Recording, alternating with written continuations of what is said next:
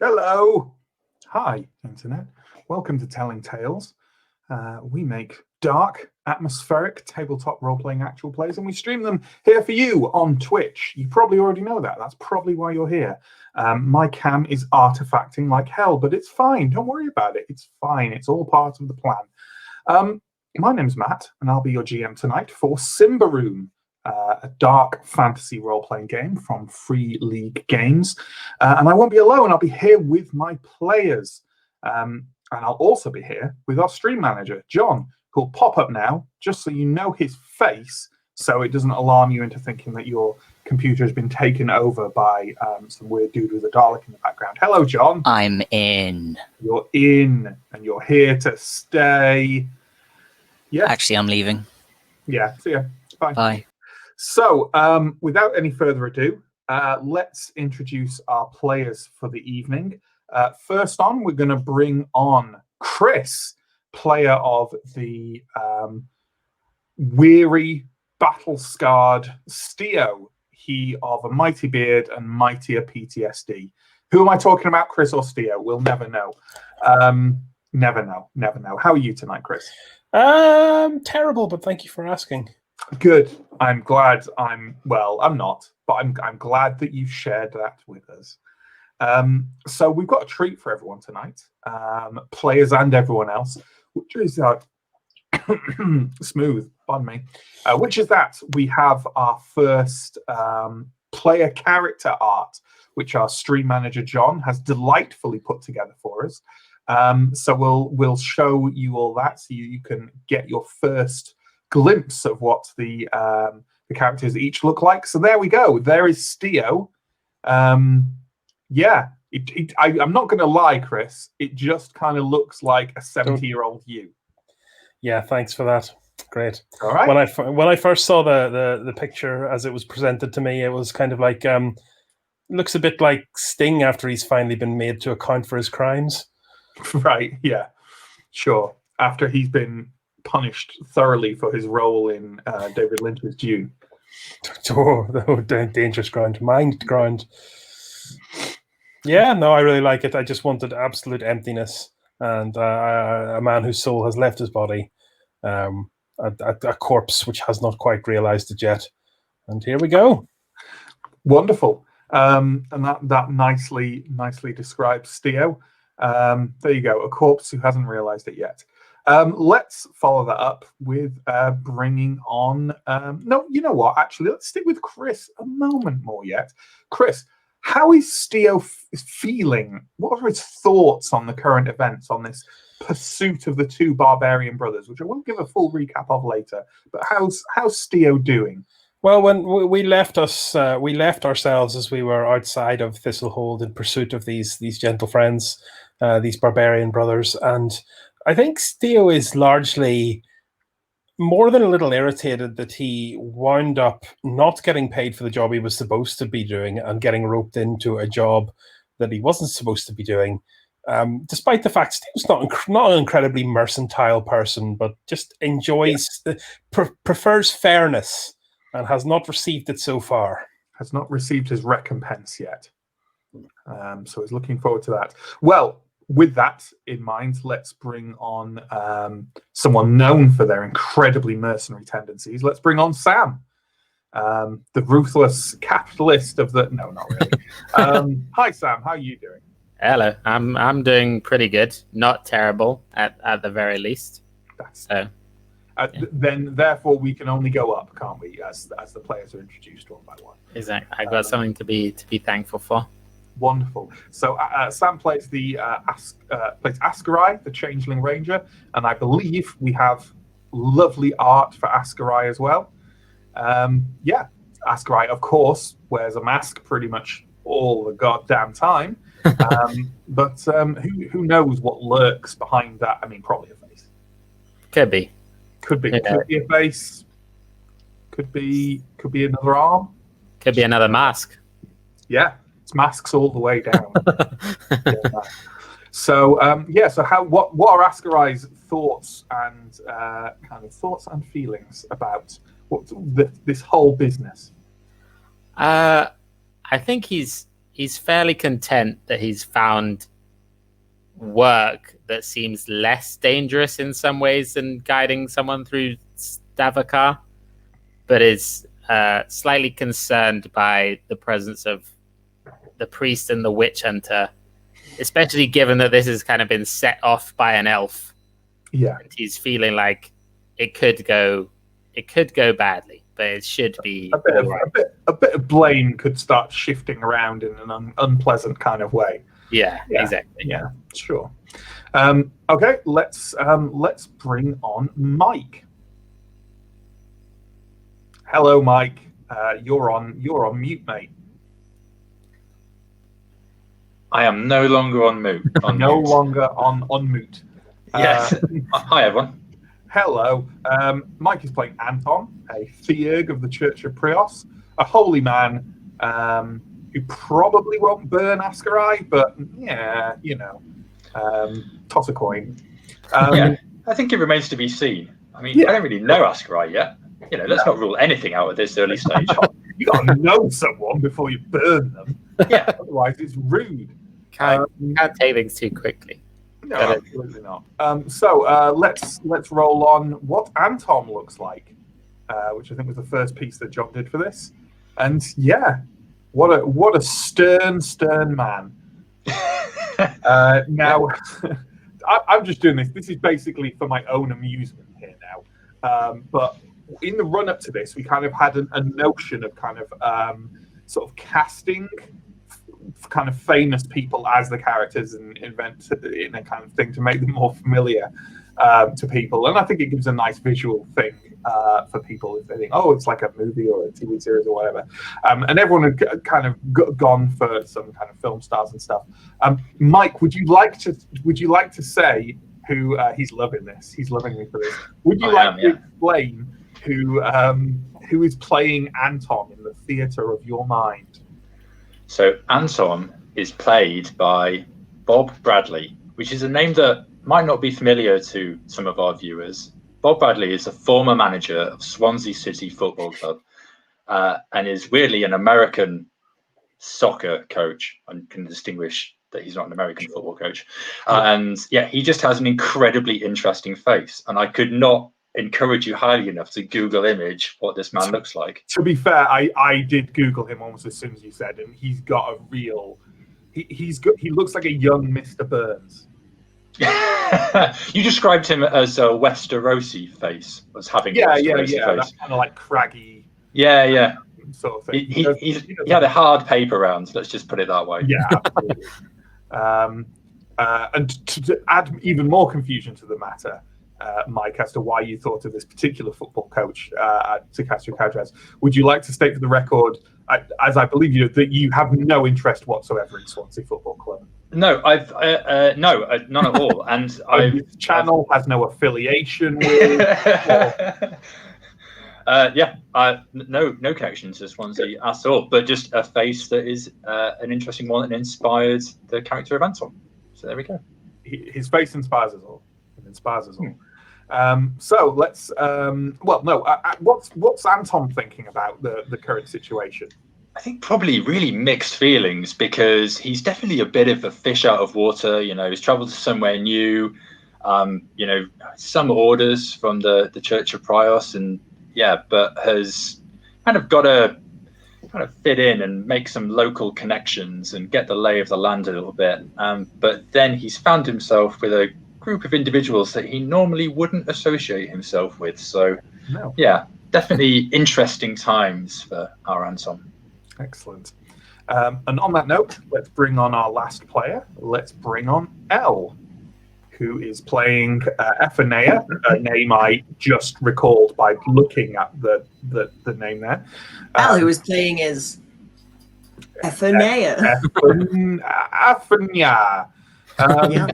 Let's bring on the art for Ephanea, the barbarian warrior who always listens to her pappy. Always listens to my pappy. Strong pappy ties. Absolutely. Not physical ones. That'd be never, weird. Never regret pappy. Never regret Poppy. So yeah. So what's Ephenea got going on in her cranium about the current adventure? She is basically, she's annoyed that she hasn't been paid yet, like Steo, for the previous job, because obviously her main kind of driving motivation here is getting money for a family. Gotta get paid. But if this job pays well, she will be fine to do it. Although she's not overly excited about the idea of going into Davokar because she's heard many a horror story about it, and there was a giant fake wolf. So she's a little bit wary. She's a little bit wary. As any of us would be. Okay, we will do a recap, but before we do the recap, I'm going to introduce a little bit of a structural repeating thing that we'll do over the coming weeks. At the moment, we're just running kind of like the basic rule set of Symbaroum, but it does have, I don't want to say advanced, but certainly kind of optional modules you can kind of bolt onto the side of the basic rules and to give it a bit more flavor, or and you can pick and choose them. So what we'll be doing basically is every other week we'll throw another one into the ring. I'll talk about it at the beginning of the session. The players can kind of have a think about it through the session to see if when that optional rule might come up, whether they think that would be a good thing or a bad thing. And in chat as well, if you have opinions, big old opinions about whether we should use the rule module or not, let us know, shout up, and John will kind of feed your comments back to us at the end of the session when we decide basically whether we're going to implement it or not. So to be clear, we're not using the rules through this session, but we are thinking about whether we want to. So we've got our first one this week, and it is a rules module from the core book called Perfect Hits and Fumbled Defense. It's crits and fumbles, it's crits and botches, whatever you want to call it. And I'll just read it straight out.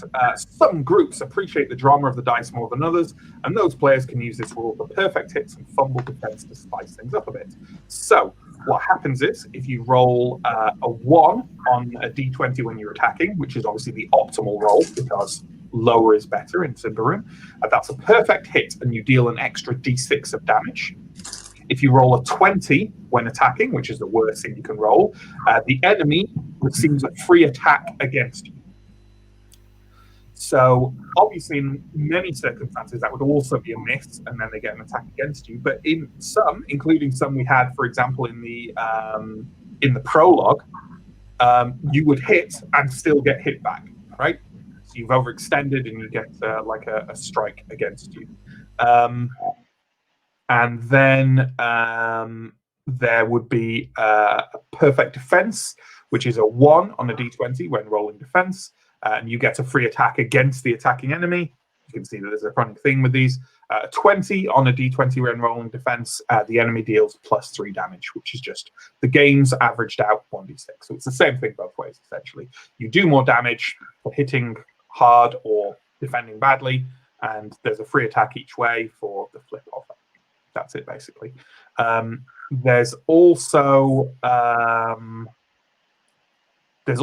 optional thing of that if you find that you're having perfect hits and fumbles too often, which according to the rules of RNG would be 1 in every 10 rolls, would be one of those two.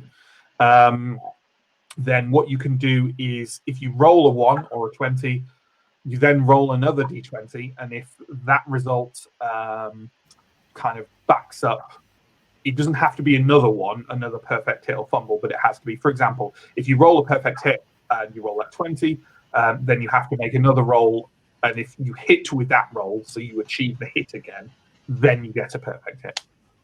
So I can see that it would feel a bit often, because it's, like I say, 1 in every 10 would be one or the other. But I don't know if that's a bit too precise and finicky to do that. But that's just my opinion.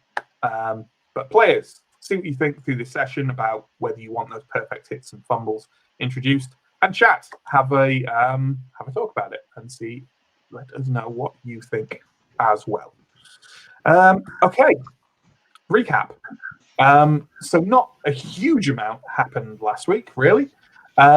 We had the introduction of the characters to Thistlehold. Anton arrived with his fellow Theurg Keller, met Steo at the gates.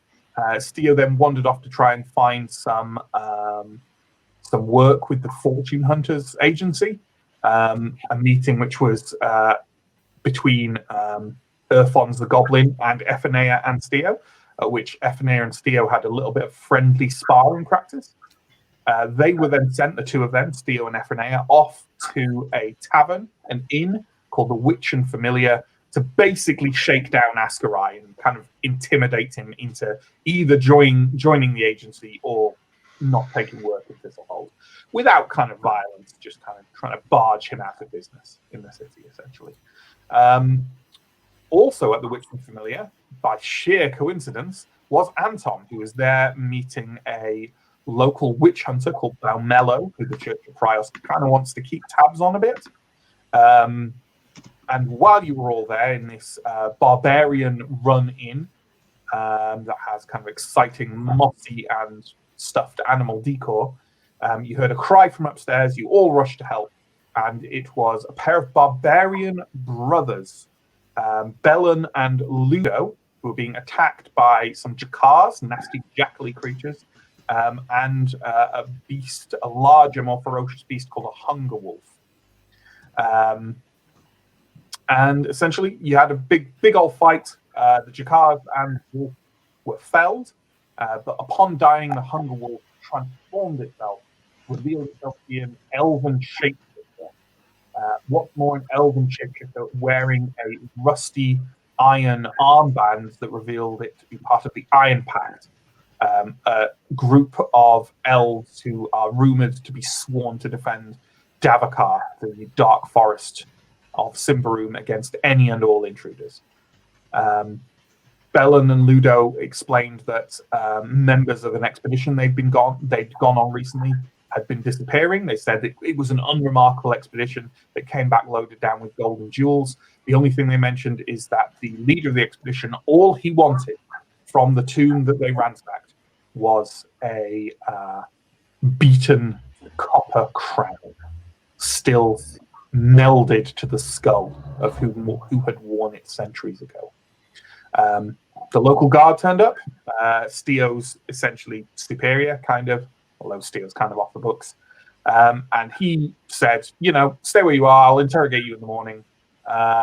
You woke up in the morning, and the barbarian brothers were gone. City Guard have said you'll be paid if you go and get them back. And the witch hunter Balmello is along for the ride. It seemed they left from the Western Gate, so you left there, and you found their trail south, and that's where we left things. That jibes with everyone's memories, yes? Sounds about good to me. Good. Yep. Yeah. Oh, it's almost as if I've given recaps before. So, Heck. we'll pick up exactly where we left off. You are trying to continue to track the brothers on their way south. I'm assuming, because they're the ones who picked up on the trail at the end of the last session, that it's Ascarai and Balmello who are kind of taking the lead and scanning the way forward. Honestly, it's not very difficult. They have not really tried too hard to disguise their path south. But just for the sheer hell of it, why don't we have a roll, Sam? Because you're the one of the ones trying to maintain your pace on this path south. Why don't you give us a vigilant roll, and a vigilant roll at +3, which for you basically means that this is almost an automatic success, because your vigilant is what we in the trade call crazy vigilant. that is how it's done. I make it with what I need.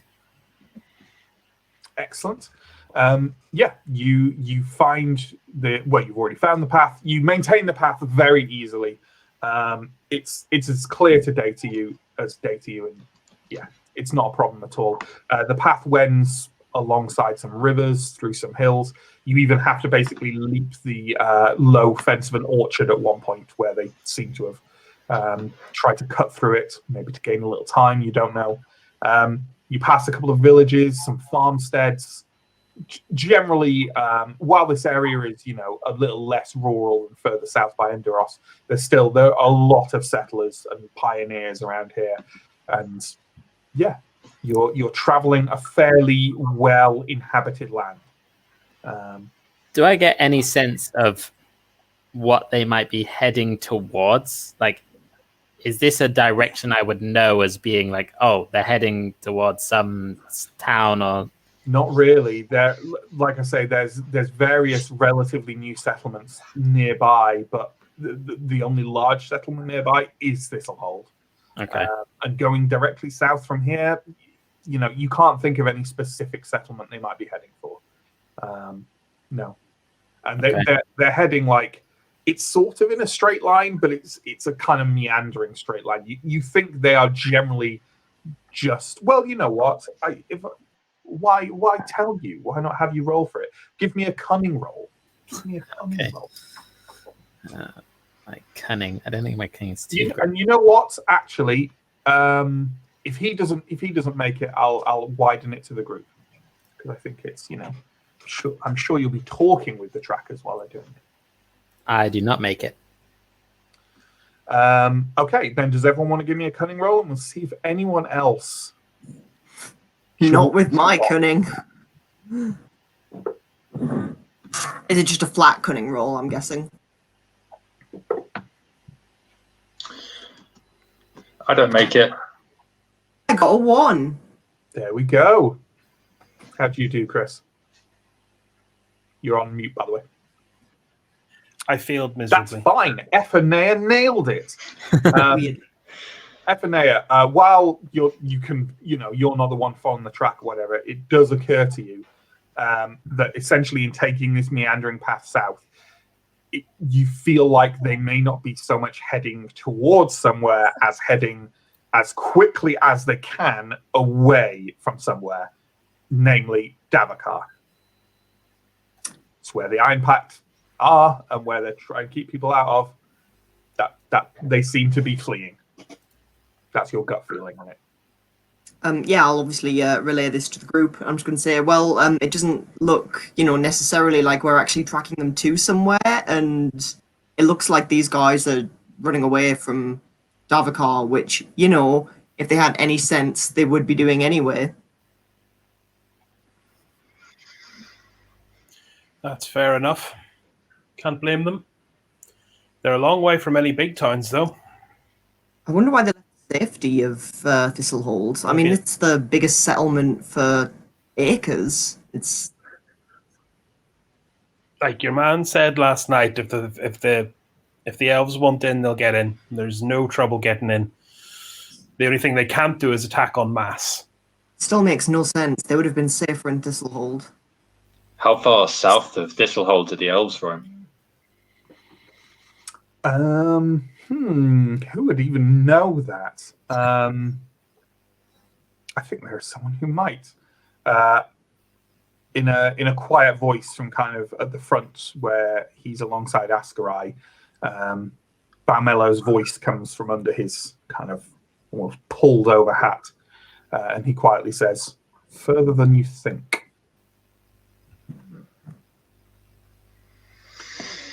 They have an envoy now in Inderos. Oh, yeah. What would you talk? What terms could you make with people who want us exterminated? Wonder what the Empress is thinking of.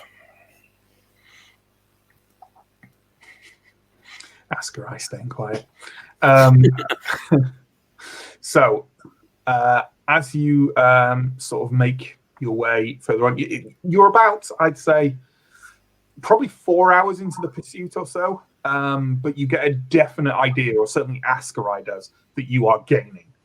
One of them must still be fairly badly injured from last night. He was torn up by the jackals a bit, and he kind of looked weirdly unwell anyway. So you'd imagine that you're gaining with the path they left for you to follow. However, after about 4 or so hours have passed, it's about midday now. Sun high in the sky. It's early autumn, so you're still getting the sun is still quite bright when it's at its peak. And as you pass quite a large copse of trees to your left, to your right is kind of sloping, rolling hills. You can see there's the smoke from a village, not too far away. You think you can get there in maybe half an hour or so, but not close enough to be near any farms or anything. I'm going to ask for a vigilant roll from all of you, please.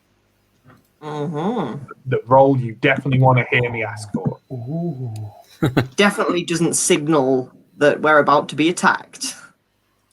Never. As if I could. Absolutely. About to Success! spot friends. Hey, so sorry, Sam, did you say you got it?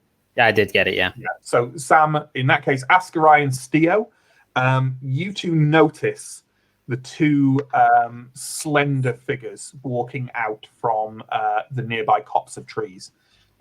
They emerge from, they are there all of a sudden. They are both wearing kind of very very flexible silken lamellar armor, and their features are, Steo probably hasn't seen too many features like them. Askarai is all too familiar with their features. John, could you pop up the image, please? As you can see, the elves of Davakar have an odd sort of smooth, almost noseless face. They remind me of a shark. They remind everyone else of a shark.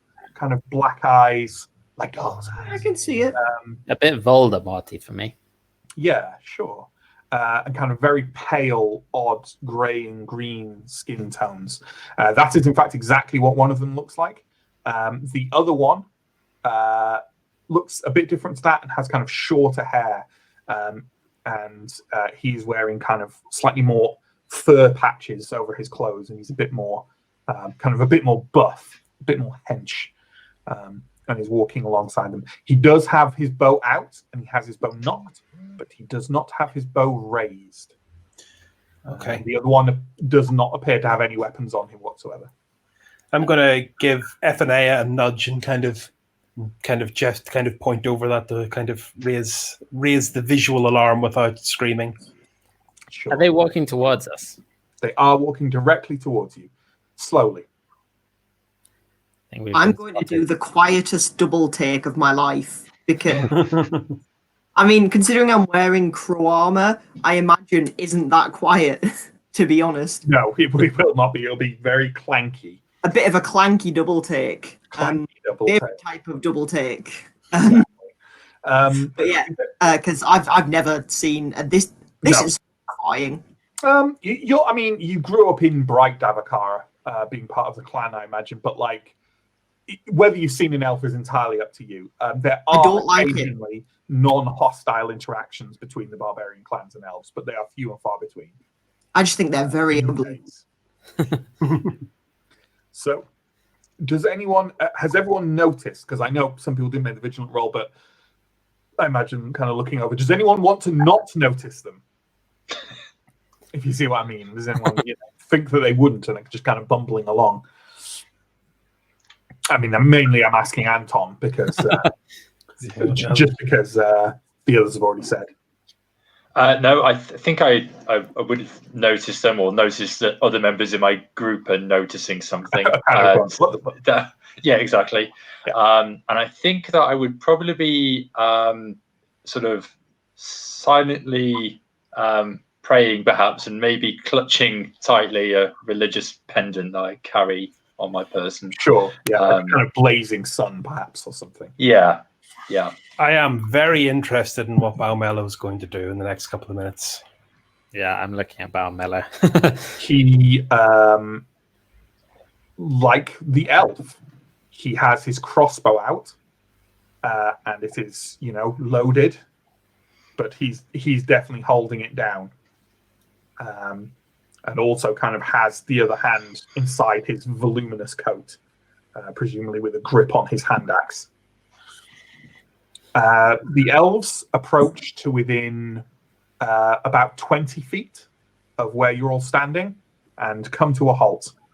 And the lead one, the one pictured there, steps forward very slightly and in a low, sibilant voice says, "We want the ones called Bellin and Ludo."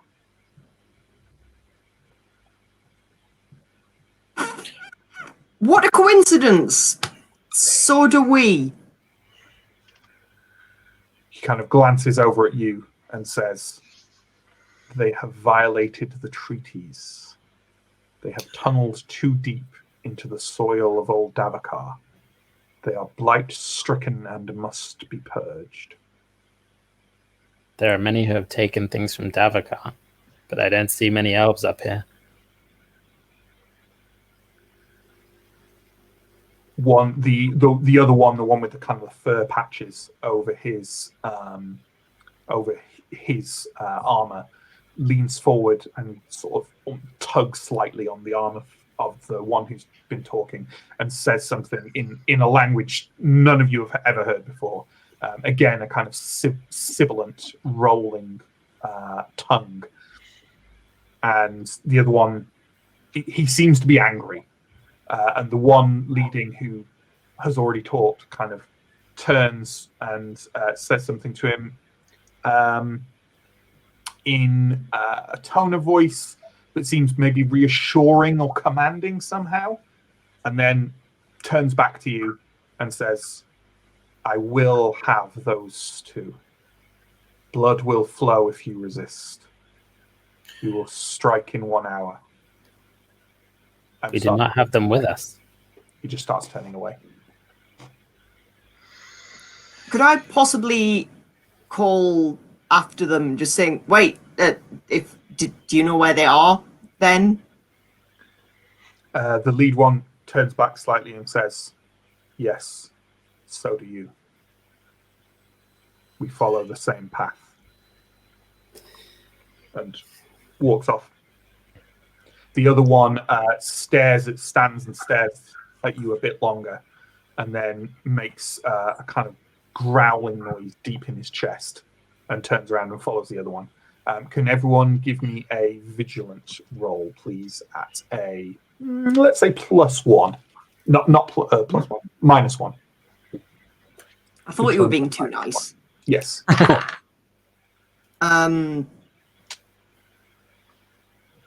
10 Is that a success? is a success.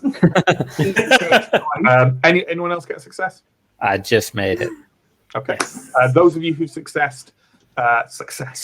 successes, you note that the other one, the one with the kind of furry patches who just kind of growled, the way he's walking away seems oddly beast-like. Like he's kind of hunched over and shuffling a little as he walks. Wonderful artifacting at the bottom of my screen again. Wonderful. I don't particularly want to reboot my cam because that'll cause all kinds of trouble. But it's fine. It's just that the blight of Davakar is infecting the stream. Heck. So corruption. I suppose we have an hour to find these lads. I'm sure as hell not going to get them back to Thistlehold in an hour.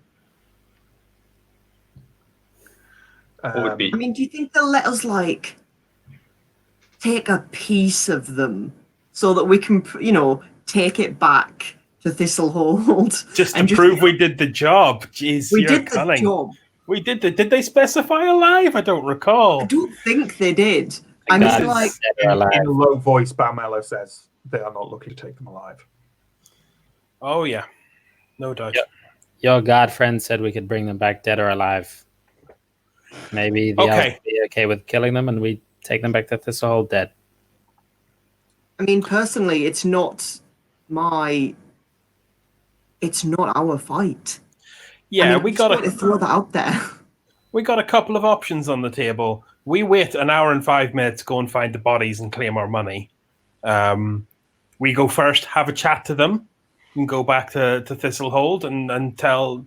I mean, we didn't get much information out of them the last time. Or I don't know. Third option: start a farm. I already have a smithy, so farm is a lot. Personally, option two. I'm not, heartless. I just want to take care of my family, and I don't fancy getting mixed up in some elven Davakar darkness. So I figure we find them, we warn them to give them a fighting chance, and then they probably die, and we take their remains back to Thistlehold. So I suppose priest and witch hunter, both of you are probably more aligned to the official correct thing to do in this scenario. I don't fancy fighting those two. I saw what one of them did last night. I don't trust those two creatures that we just met. I take my chances with the two brothers. Find out what they have done, find out what they have to say, make a decision from there.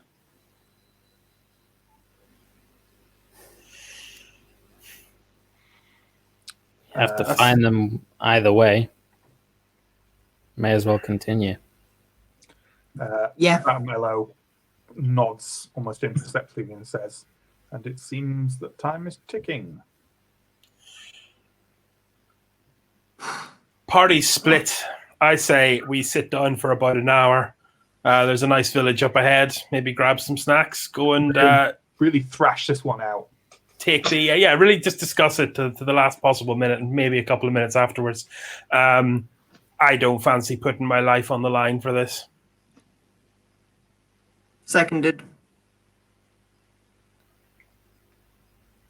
I also want the Carmelo point. kind of shrugs and says, "Well, you will do as you will.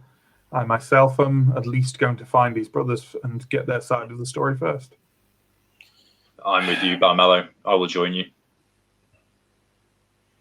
I might not fight the elves, but I'll find the brothers. Okay, I am a man of many years and much decorum. I will follow. We'll follow the vote. Yeah, I'm not. I don't want to fight them. I don't want to carry 4 bodies back instead of just 2.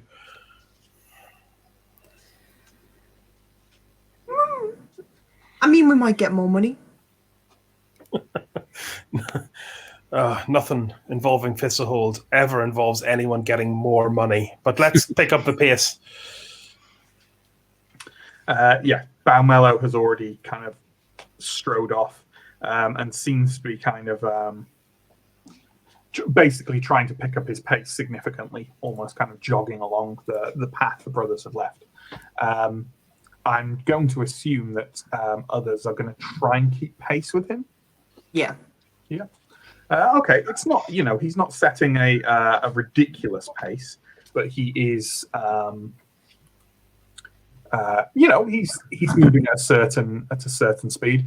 So why doesn't everyone give me your choice? And I'm going to give you 3 choices here because that's how wonderful I am. Benevolent PM.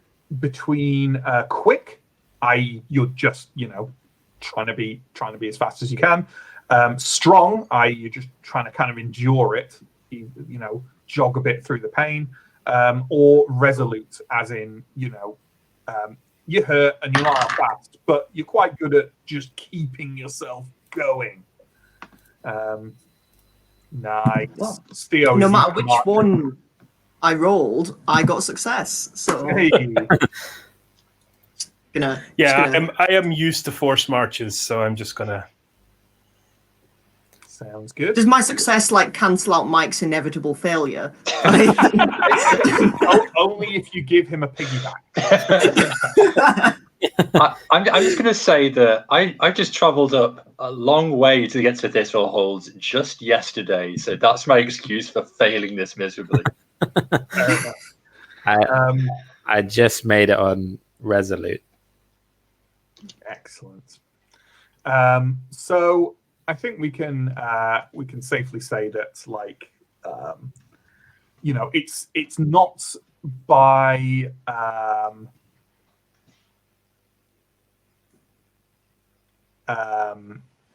you're not kind of, you haven't lost them or anything. Did everyone else succeed? Yeah, I think, yeah. Basically, Anton is just kind of lagging behind the party, kind of huffing and puffing a bit, and just kind of like, Mike's loving this character, and just kind of like,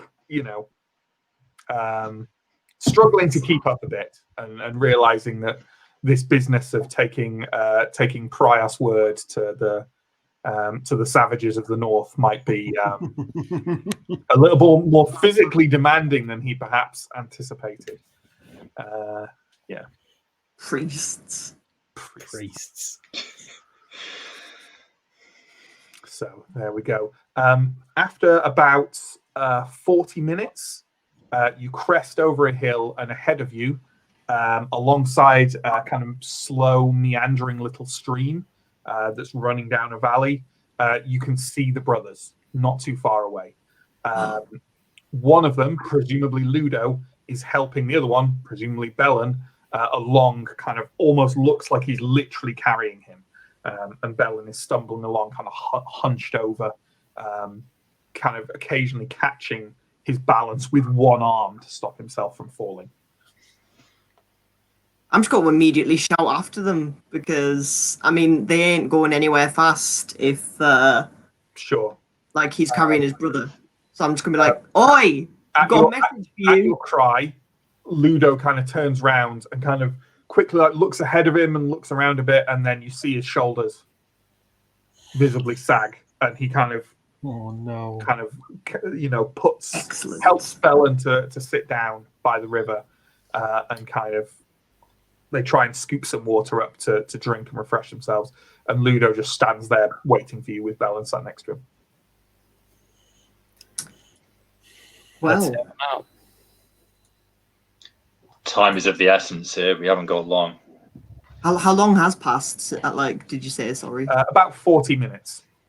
Okay, so you've got about 20 minutes to explain what's going on before you may die. Not by my hand, but you might want to hurry it up. What? What do you mean? Are you not here to drag us back to Thistlehold? Yes, but there are some others here who just want to cut you into pieces. They look real scary. Scarier than me. Scarier than him. I point at Steel. Ludo kind of puts his face in his hands. But it was as I said, it was just a typical run in Davokar. I don't understand why this angered them so. Oh. I mean, be that as it may, whatever you've done, you've apparently righteously pissed them off. They want your blood, so either you can kind of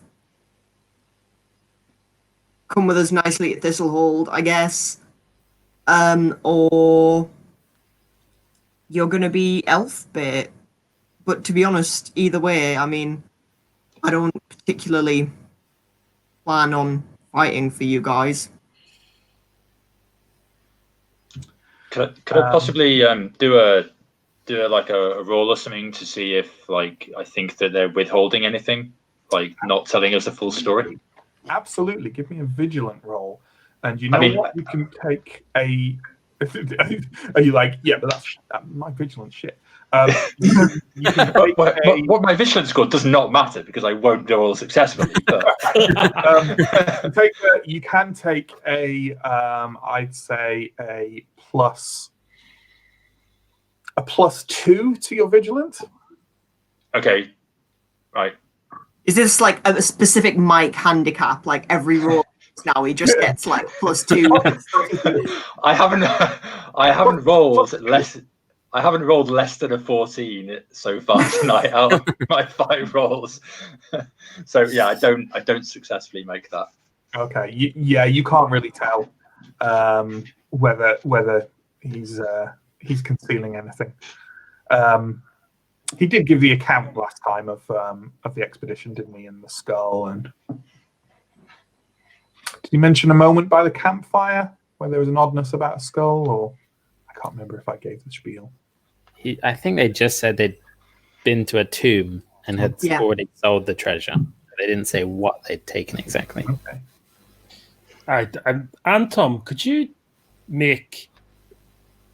What's the brother's name? What's the name of your man on the floor there? Could you make him a bit more comfortable? If he's going to die, at least let him have some life before he goes. It's very thoughtful of you. Very thoughtful of you, Steele. I can do that. Okay. Give us your roll. Okay, so I test against cunning first of all, I think, and then I do a D4 roll, I think. Sure. So let's do Don't bother with the D4 roll because we don't kind of track their health. So okay, sure. But by all means, make a. No, no, of course. I might find a different dice roller. So it's okay. You're just owed all the successes. You'll hit. That's how numbers Fine, work. you'll get them in combat. You don't think you can do anything for him medically, but it's not just the wound on his stomach. Kind of, he's sat there quite listlessly, very pale, and he kind of almost barely notices as you kind of pay attention to his stomach. Give me your choice of either a cunning or a vigilant roll. I just want you to make a roll now, Mike. Roll. You can do it. I honestly don't think I made one in the last session either. Like, I'm just incapable of rolling low numbers. You know what? You're banned. At this Like point, Anton dies. at this point, it's a theme. So did you? Oh my did you know god! I that think one? I did it. Did I you? think I did it. I scraped it. Yeah, I got 12 and I needed 13. Okay, there we go. Yes. Nice. Bellin doesn't seem to be paying any attention to them or paying them any mind, but he has very odd. You're not sure if they're wounds or open sores on the inside. He said, leaning the wrong way, like the inside of his elbows and under his armpits. It looks like his skin is splitting apart. You're fairly sure that it's unrelated to being attacked by a wolf. So you have no idea. And clearly he is sick somehow. In a way. I mean, it could be the fever from the wound, and it is a bad wound, and you've seen men turn this fast. But I mean, he was already shaking and sweating and pale last night. So there's something wrong with him. I'll go a bit closer and a little quietly, but loud enough so other people can hear. Just say, "Friends, show me your arm. You're hurt." I mean, Bellin Hop around. almost doesn't seem capable of hearing you. Okay. I might turn around to Barmello and sort of give him a sort of a quizzical look, as if to see if he knows what's going on and if he's seen this kind of thing before. He kind of shakes his head very slightly at you. In kind of, you're not sure anyone else is meant to see it. Okay. And very almost imperceptibly goes, like, come away. Yeah, I'll take a couple of steps back. I would like to just quickly survey the area from a tactical perspective and see if there's anything. Assuming these elves are going to want all of us dead now that we've spoken to the accursed, is there any tactical advantage to be gained by moving people like 100 meters left or 100 meters right? For such a small-scale fight as it's presumably going to be, you don't think so. There's no woodland immediately nearby. There's the river. You guess, I mean, it can be easily paddled through, but you guess maybe being flush against it perhaps might help, because it might slow down someone approaching. But you're in a very open landscape here. But because you're checking out, you're the first one who spots the snowfall. As you're kind of looking around and you're sort of you're kind of tentatively testing the stream with one foot to kind of see, and you see some snowflakes start to fall on the surface of the stream. Is this seasonal or is this weird? It's early autumn. I mean, it's it's where we are now, right? We're in September now. It's early autumn. So Why? No. How in the name of the Queen is it snowing in this month? It's getting darker overhead. The clouds are darkening. That doesn't seem like a good sign. Do elves travel by cloud? Is that... Balmello has kind of taken his hat off for a second. He's got kind of thick but still kind of straggly, unkempt, very black hair down to our hair, and he's kind of tilting his ear as if listening to something. If they're bringing cheating dark magic, it's not a fair fight. I'd like to be somewhere else. Balmello says, quite quietly, a wrathful voice sings in the wind. Are we going to fight? Unnatural. They approach. Within about 30 seconds, you're in a snowstorm. Fog has lifted up from the ground. You can't see the clouds overhead anymore. Everything is a blurring mess of white and grey. You can see each other, and you can see about 10 feet out from where all of you are kind of huddled against the river. Otherwise, nothing. Worth noting, although the temperature has dropped, it's still it's nowhere near the cold you need for this kind of weather. And the wind kind of stings you a bit, but again, it's not as cold. Ludo kind of huddles himself around his brother and draws his sword and says, "Please, you have to help us. They're going to kill us. We've done nothing." You've done something, lad. You just don't know what it is. Right. Look, I swear, the only thing, we took nothing of any real value, just gold and jewels. We don't have the crown. Gorak took the crown. That was the only... Who is Gorak? The braggart who led the expedition. Look, there was one night by the fire, everyone in the expedition got to hold that crown, the copper crown. It was fused into the skull. It was warm to the touch, and the eyes in the glow from the campfire for a moment, but it was nothing. And where is this? Something. And where is Gorak now? He vanished with his changeling friend. They went to talk to the mayor, and then they vanished.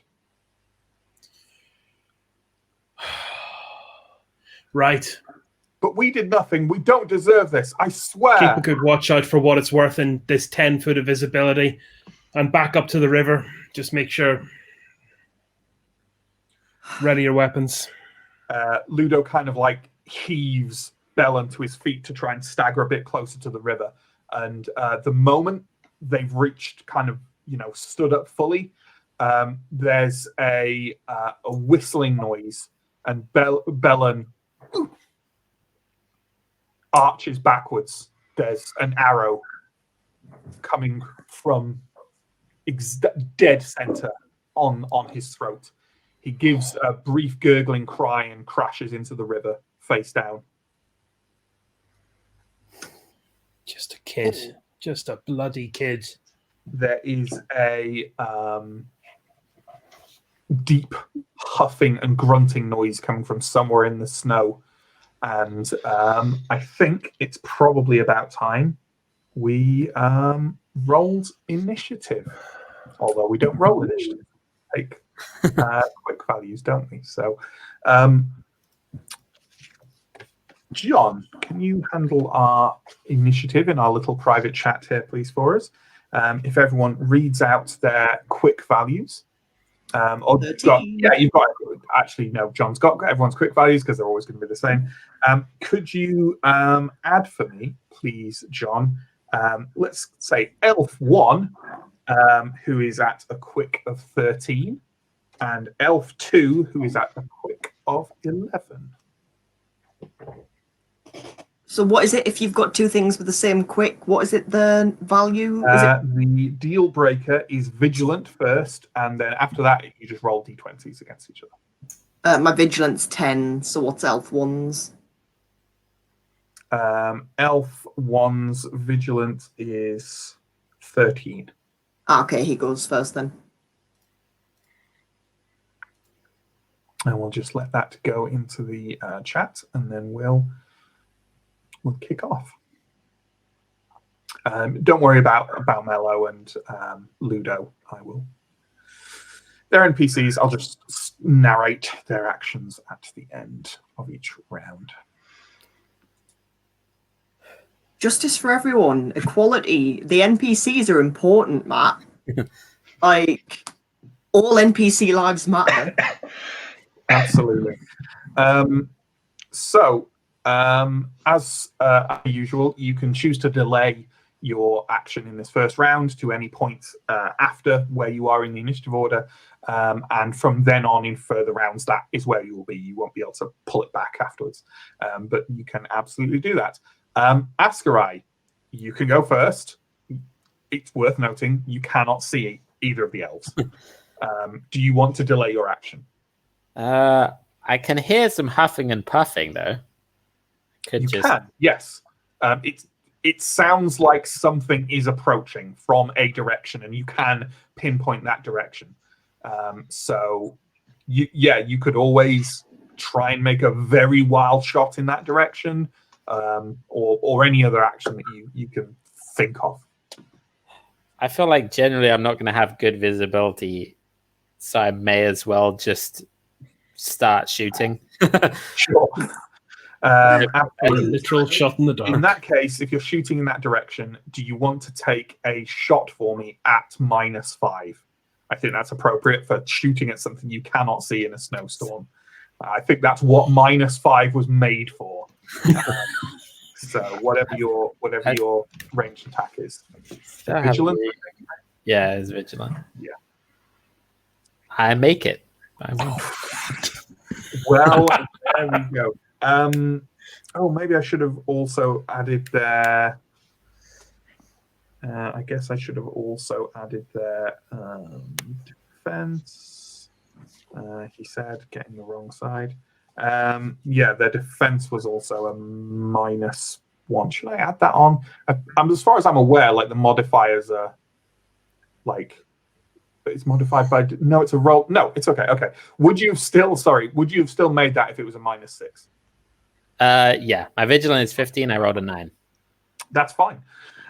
Do you want to give me a damage roll then for your?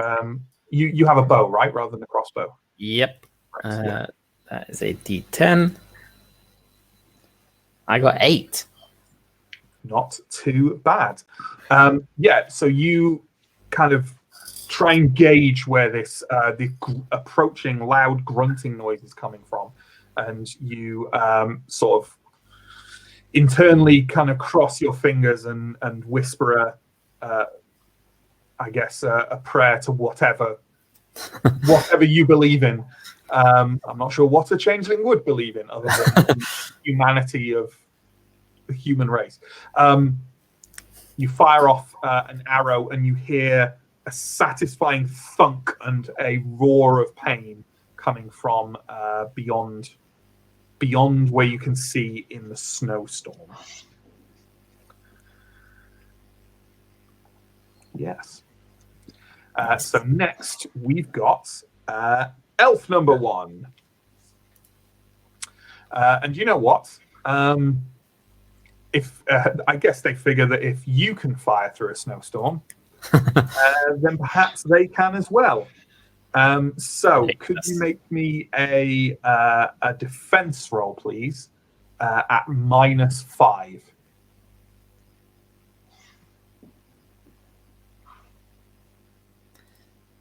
I have defense rolls for bow and arrows really work, but sure. Weaving. Who's making this roll? Oh, that's sorry. Maybe I didn't make it clear. That's you, Sam. Okay, yeah. I assumed it would be me, but Yeah.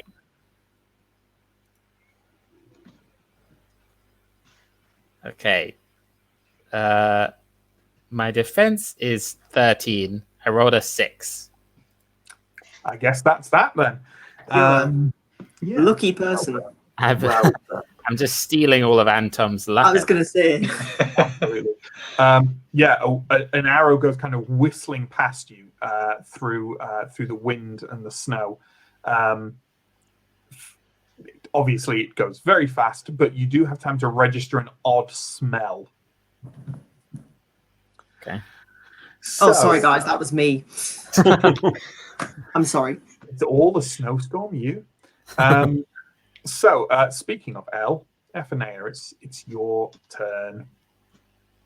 You can delay it. Fantastic. No, so yeah, visibility is garbage at the moment, isn't it? Yeah, you cannot see any elf. You can see each other. That's about it. And you registered that an arrow came out from the snowstorm past Ascarai. Yeah, I am going to delay my turn basically in the hopes that the snowstorm will clear up. No problem. In that case, the next person to act. Sam, we should have mentioned. Were you doing anything with your movement action, or I guess not just holding position? Yeah, I wouldn't want to move far because then I'd just lose track of everyone else. Sure. So, in that case, when the huge bear batters its way out of the snowstorm, like a surprise to everyone, I suppose, and it's going to head straight for Theo. And Hooray! Come at you, flailing wildly with its claws. You can see an arrow is wedged kind of into its shoulder, and is obviously giving it some pain, but not enough pain that it can't come straight for you and try and batter you to the ground. So, can you give me a defense roll, please, at a -3? Yikes. Actually, no, it's a -5. Sorry, I apologize. I just fail it by 1, which is really sad. Well, if it's any consolation, that's exactly the same as any other kind of failure. Okay, you give me an armor roll, please. I can, if I remember how. Protection is 1d8. Yes. Oh my god, 1. Oh, well then. The bear barrels into you, and honestly, it's almost not even its claws that do the damage so much as just the impact of it, just coming straight into you and tackling you aside with it. It's just its mass. What is your pain threshold? It's 7. Okay, that's fine. It sends you reeling back, but you just about manage to catch yourself from kind of toppling over into the stream. But you've definitely felt something give in your back, and it's kind of quite painful to stand there with your sword and your shield in a defensive position. Okay, moving on to the next person. But does you're a polearm guy? That is correct. So technically, I think you should have got a free attack there. Oh, of course, he came into my field of vision. Yes, with your long weapon. Let me have That's at a him. euphemism. Wished. So I roll against accurate. What's do I get -5 as well? No, you get a -1 to that. No, the -5 for Ascarai was firing at something you couldn't see. This thing is coming right for you. Coming right at me. Okay. So you just get a -1. Perfect. I did it by a considerable margin. Okay. Nice. Then give me your damage roll, please. Which is delightfully quite a large D, if memory serves. Oh, where is it? Polearm, no weapon. Oh, D10, right in front of me. I believe in you, tiny phone app. 5. That's semi-respectable. Sure. Nice. It's only after it's barreled into you and done its damage that you kind of register that your halberd caught it at all. GM save. So slick. And it's kind of pacing around for another charge at you, and you see some blood dripping down into the snow from kind of under by its belly, and you guess it must have been you that did it, although you're not sure at exactly what point it happened. What damage did I take from that last wang, or does it not work like that? I didn't even say, did I? No. You take you rolled a 1, didn't you? So yeah, you take 5 damage. Youch. Okay, so it is Steo next, but does Efanea want to interrupt? Now that you have an opponent. Now that so I can see now, can't I? Yeah. You could you can see. It's just you can't see the elf firing arrows in the snowstorm. Alright, cool, but I can see the big ass bear. So okay, so I can't remember whether apologies, is it an action to go into my berserker rage? I don't know. I don't have the rules in front of me. I don't think it is. I think I'm gonna I apologize, John, rules master. I think it's just a decision you make at the beginning of a combat. That's what I thought. So I am going to. It's a free action. Yes, I'm going to enter my berserker rage, which, for the purpose of the audience, means I now deal an extra 1d6 damage as well as my extra 1d4 damage from Iron Fist. Yeah. It's worth noting, I did look this up, by the way. So yeah, you as you're about to say, your defense goes down to 5. It actually doesn't move your defense down to a flat 5. It's like it changes it to a 5, which is then modified by your armor in whatever way. Well, my armor. So basically, my defense was rubbish anyway. Now it's a 1. Yeah, because you've got a -4 on your armor. Is that right? Yeah. To defense. So, but I figure if I'm going to have bad defense, anyway, I might as well. Sure. It's fine. Yes, John confirms free action. Okay, yeah, you've entered your kind of berserker rage. Is there anything you kind of do to do that, or any kind of I just think about my pappy all alone. that Smithy with his. And you think about murdering him. just. Yeah, it's just Nox level jump. But yeah, no,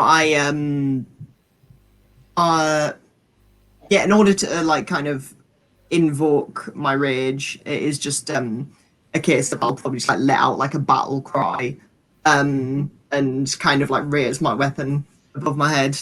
Ah! That was a good movement. I think you're kind of moving over to where, kind of charging over to where the bear has come out of the snowstorm and striking it. Absolutely, that is 100% what I'm doing with my big old axe. Are you going to try to flank it? Back? To be honest, I don't feel like that fits in with me being all angry and stuff. I don't feel like it would fit me. Or you wouldn't make the tactical decision to do that. You're just going to try and engage. So I'm not going to do that. I'm going to Sure. just attack from the front. Well played. So yeah, I'm just gonna roll my strong. Do I have a modifier? It's a -1 for A -1. Oh, amazing. Corruption has struck my cam again. I could do with some of your 14 rolls now, Mike. All right. I rolled a 15. Life is awful. There we go. You give your a kind of echoing battle cry that's is slightly muffled by the snowstorm, but no less impressive for it. Charge forward with your. You've got kind of a long axe, haven't you? Yes, I do. You've got a great sweeping blow to the bear, which just reels back in time enough to avoid the blow. So, Steo, what are we doing? You're on mute again. The bear's distracted, so I'm going to flank it. You're going to flank it now. I mean, that's technically moving, I think. So I think it gets a free attack on you.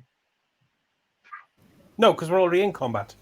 Yeah, but it's still, you're engaged with it, and you have to leave engagement to flank it. Okay, in that case, I'm not going to do that, because that would be, it'll kill me. So I will have at it again. Sure. Same modifiers? Yes, -1. Oh, 1. Oh, for that critical hit modifier now. Yeah, there we go.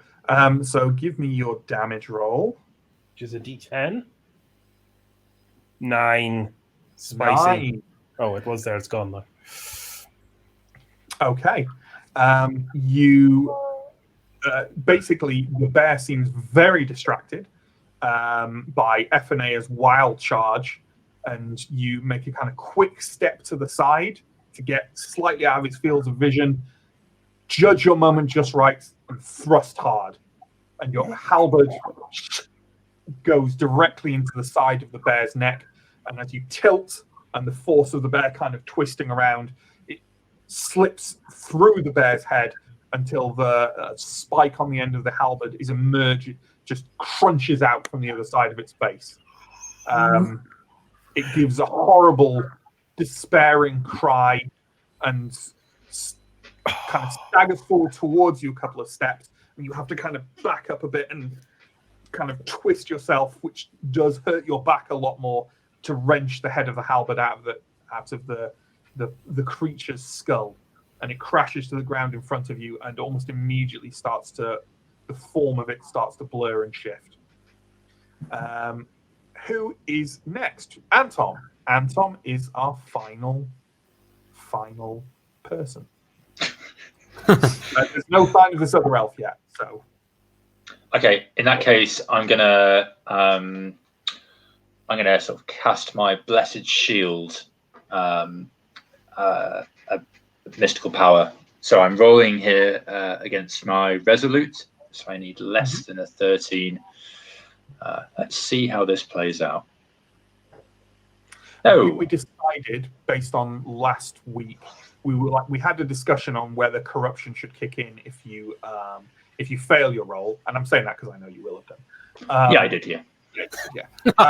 So, and I think we agreed that corruption shouldn't, because why would it? You haven't affected nature. You haven't bent the laws of nature. So why would it? So that's the good news.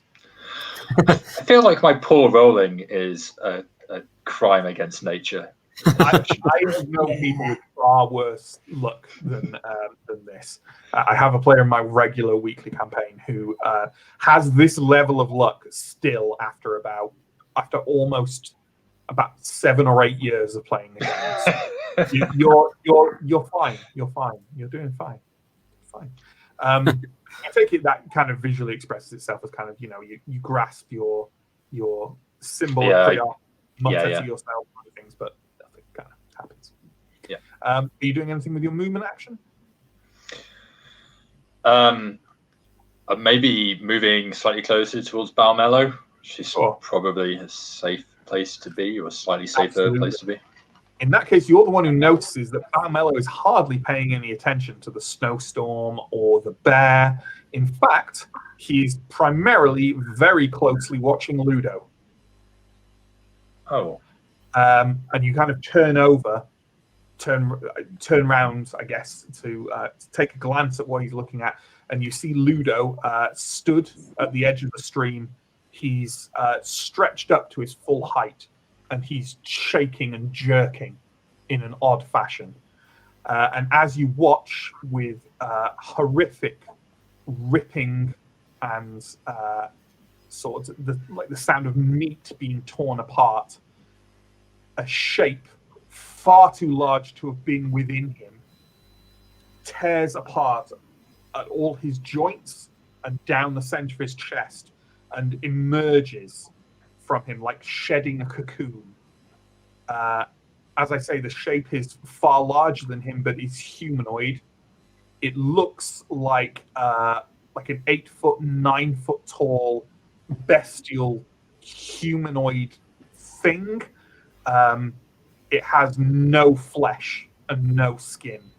It's just kind of flesh, I guess, is muscles. It's just muscle and bone. Its fingers are kind of bone-wrought talons, and at the crest of its head is an very odd, rudimentary shaped crown of bone with an awful curdling shriek. It swivels round and basically dashes directly for who's closest? Carmelo. I think it will be either. I don't think it'll be Anton, but I think it could be any number of the other of the three of you. So you know what? Which of you is, I guess, blending in with the snowstorm more? Let's sort this with just a completely random test. Can the three of you roll your discreet? Oh god, that's my worst start. Whoever gets the best discreet roll, the worst discreet roll rather, is the one that this blight-born creature, this abomination, is going to choose to attack. I'm really excited for my one defense right now. You know. So first off, has anyone failed their discreet roll? I haven't even made it yet because I'm terrified. Okay. I have failed it so hard. Sam, did you fail? I made it. I got good. You made it. Okay, so it's not Sam. So how far below your discreet is the roll that you've made? Two below your discreet for Chris. How far below yours, Elle? Do you mean above, or I'm confused? Sorry. Oh yeah, sorry, above. Yeah, below. Yeah. Oh god, I have to do maths. 9. Oh, okay. One defense. Okay. So Time to die. Creature is definitely going to rush you. Now, its transformation was last turn, I feel, so I think it should actually be inserted into the order here, and therefore its attack will come, in the next turn. So, John, can you rejig the initiative order, please, accounting for F&A going before Steo, getting rid of elf number 2, and putting in the former Ludo, now a horrific lightborn abomination, at quickness 10, please. You'd think that lack of skin would make him more aerodynamic, but no. Only that's not how flesh It's was also cold, made. right? And got to be pretty cold if you haven't got skin as well. What's its vigilance? Its vigilance is 10.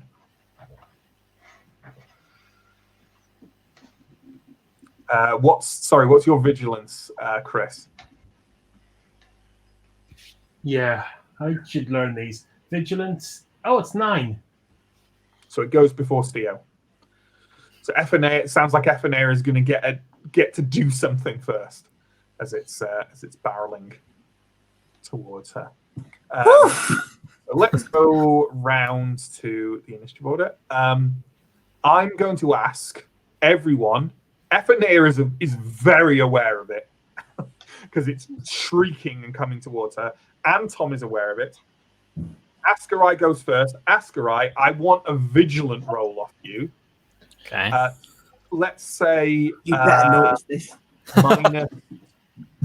-2 to actually notice that it is kind of coming. Okay. By the end of this turn, you'll definitely have also noticed. If I die, this is your fault, and I'm haunting you. I just make it by 1.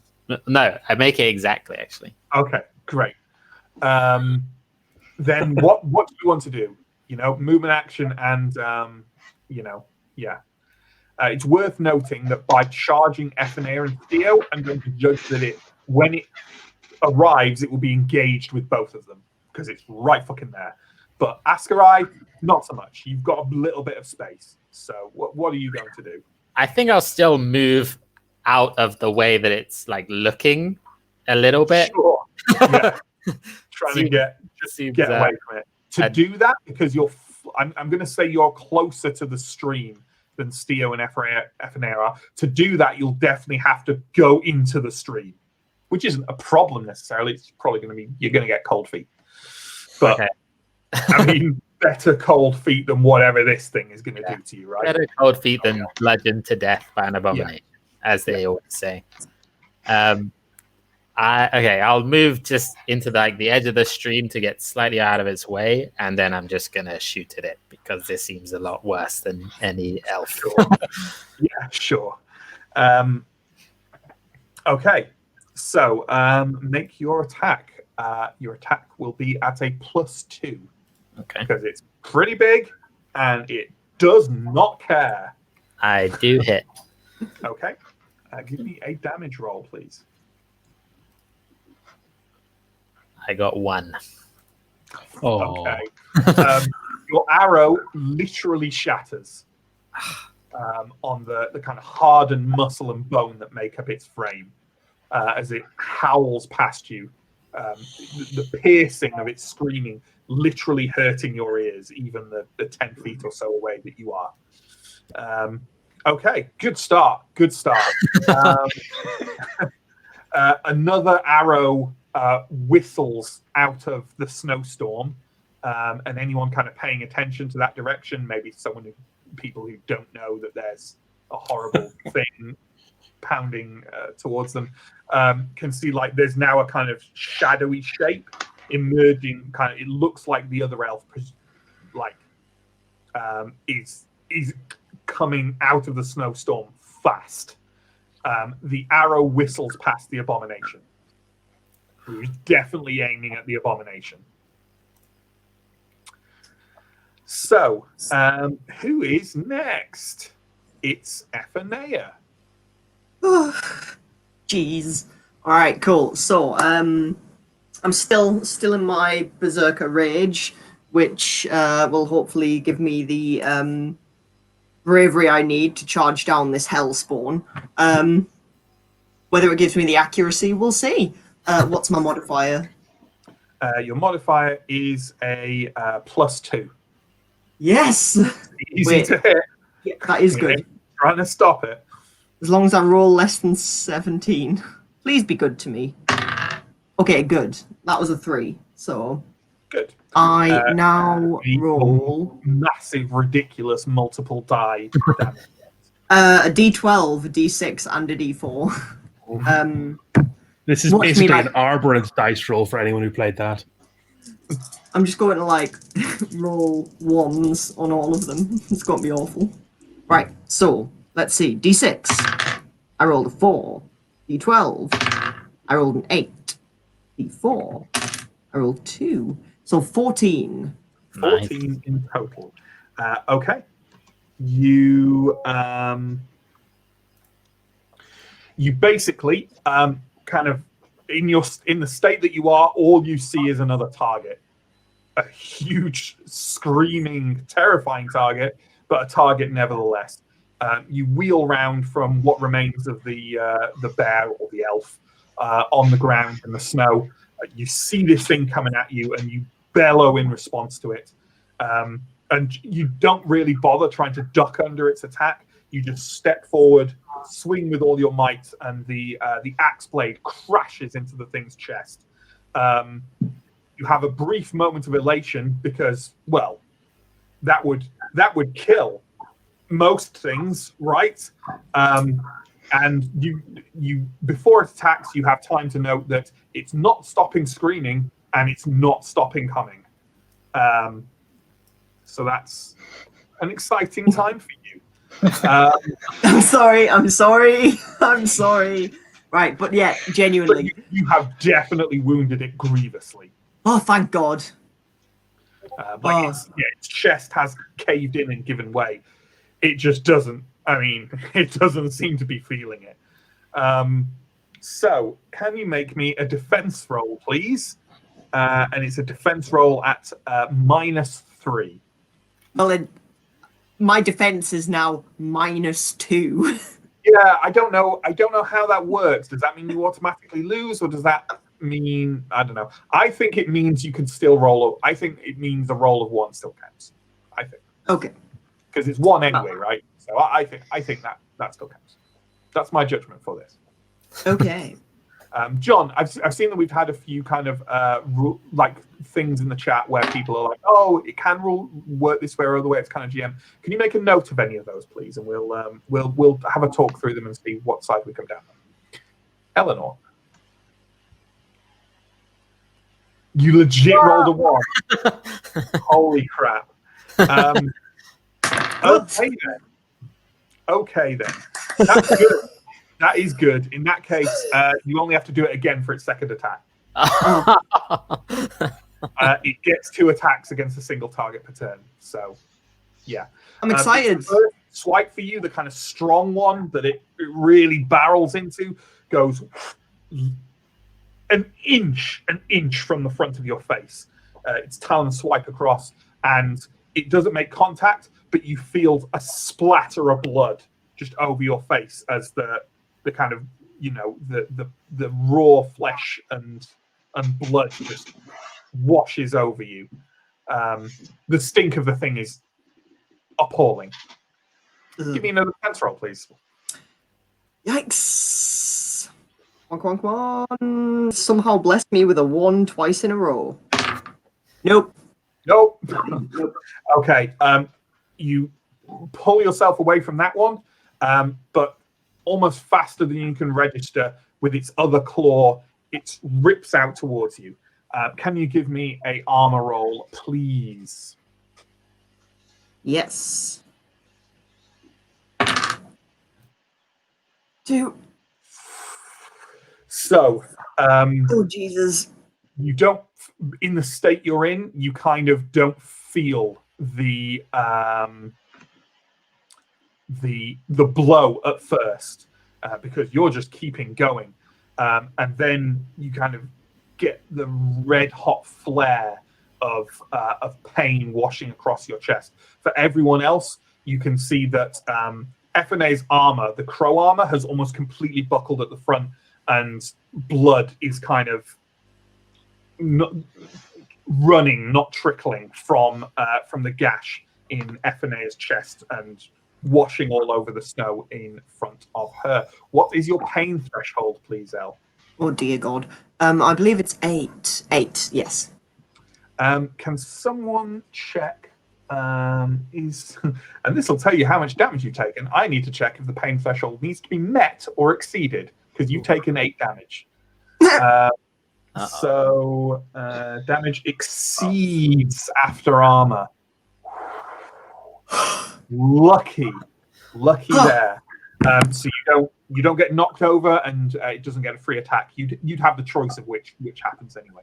But yeah, with that, its second lesser attack, it has dealt you 8 damage. Excellent. And that's taken from toughness, isn't it? Yes, that is taken from your toughness. Correct. All right, excellent. I've got. How much does that leave you on? 7. Okay. So just don't get hit like that again, I guess. Yeah, No worries. Just roll ones every time. Yeah, it's fine. yeah, it's fine. Every single time. So, Steo, you are next. Okay, so it's distracted. It's in combat with Ephenea, so I can move to flank it, which I'm going to do. I did say I'd consider you both engaged because you're right next to each other. Fudge ball, dolly, flumping, bob, flipping, slurping. Others can certainly flank it. Everyone else is busy feeling the rolls. I think that's one of the questions that people are being and ah about in chat. But, you know, we may determine that I'm wrong later. But right now, in the heat of the session, I'm GM. Deal with it. Okay. I will make a standard attack. Sure. Pretty good. 7. That's a success. Oh, Unless you're... You've got a +2, so... Yeah. So I'm still absolutely fine because it's 15. Cool. Give me a damage roll, if you please. 6 on a D10. 6 on a D10. You step in to desperately try and ward the thing off from as it's thrashing away on your barbarian companion, and your halberd basically crashes into its back and rebounds. You feel the rebound in your arm. This thing isn't natural because it just looks like raw flesh, and your halberd has come off it and barely left a mark. Anyone else care to assist with this small matter? Please, God, save me. It's time for Balmella to step up, I think. Need some witch hunting right about now. Desperately need some witch hunting in the party. So we've just got Anton left. He'll sort it. Don't worry, guys. I've got this. This better be your moment to shine. There's going to be just like a absolutely useless priest following. So I'm gonna use another mystical power. This time I'm gonna use Holy Aura. So I need to roll my Resolute. Holy Aura is some good shit. Whenever I had some queries about it, so I looked it up in rules discussions, and they were all titled things like Holy Aura OP ? Nice. I think it's only OP if you make the roll successfully. So let's just see how that goes. It's only OP if you're not right. I actually did it. I did it. Yeah. Yes. Okay. With all of you feel a kind of a wave of warmth passing over you, and the snow around where the Theurg is standing melts away in a circle as some kind of mystical power rolls out from Anton. Do you want to describe how Anton does this, what he looks like, and kind of the effect that is given? Yeah, so I kind of imagine that, like, in my hand, I'm holding my mystical symbol, a kind of copper pendant that I've got in my hand of the sun, and for this, I've got to maintain my concentration on the abomination in question. So, like, I'm not like standing there with my eyes closed or anything like that. I'm not looking up. I'm just fixing my gaze directly on this creature. And yeah, maybe with one arm outstretched and the other clutching my pendant, I'm sort of emanating this bright light aura from my body. Okay. And it does 1d6 damage, ignoring armor, to abominations and undead. So do you want to give us that damage roll, please? Yeah. That would be a good time to roll 14. 4. Wonderful. Ephenea and Steo are the closest, and you are the ones that can smell it the most as the creature's, this raw muscle and flesh starts to bubble. And, Mighty. Kind of, you know, it's steaming now in this wild snowstorm as it thrashes itself forwards. So that's the end of the round, I think. But we have Balmello, right? Yes. And Balmello is going to sort of run. It's an odd thing. This, like, how do you handle combat between NPCs? I can only think to do it narratively in this, because because NPCs normally do a stock amount of damage and have a stock amount of armor, right? So if I just use those standards, they will always do the same amount of damage to something.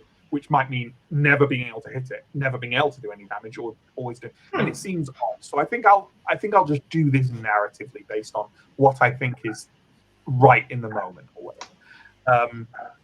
So Balmello is going to spring into action. He dashes past you, Anton, kind of skids almost to a halt in the snow behind where the creature is, unlimbers his hand axe and just almost leaps in the air and slams his hand axe into the creature's back. And he's desperately just he's almost not trying to kill it. He's got the hand axe embedded in his back, but he's trying to pull it off balance, essentially trying to throw it off its stride in its furious attacks against Ephenea and Steo.